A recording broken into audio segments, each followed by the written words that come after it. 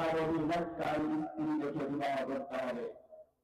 একথা রাসূল সাল্লাল্লাহু আলাইহি ওয়াসাল্লাম বলেন, তুনকাহুল মারআতু লিআরবাইন লিমালিহা ওয়া লিহাসাবিহা ওয়া লিজামালিহা ওয়া লিদীনিহা ফাজফার বিযাতিদ দ্বীন তারিবাত ইয়াদাকা। আল্লাহ নবীর হাদিস, বুখারী হাদিস। আল্লাহ নবী বললেন, সাধারণত মানুষ চারটা জিনিস দেখে বিবাহ করে থাকে।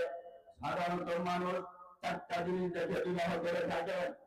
এক, তার সম্পত্তি আছে কিনা, সে সুন্দরী কিনা, তার বংশমর্যাদা কেমন, তার দিন ধর্ম কেমন।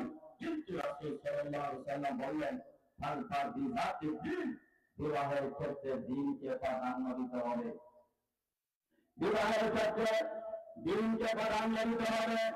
কারণ আপনি যে স্ত্রীকে ধরে আনবেন, স্ত্রী যদি সৎ হয়, নেককার হয়, এই স্ত্রীটা পৃথিবীর সব কিছু চাইতে উত্তম। আল্লাহ বলছেন, আর দুনিয়া কুল্লুহা মাতাউন ও খায়রু মাতাউদ দুনিয়া আল মারআতু সালিহা।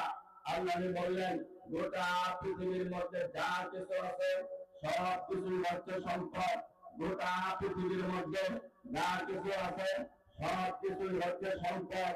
সবচাইতে উত্তম সম্পদ হচ্ছে আপনার ঘরের সতী সাধনী নেককারী স্ত্রী।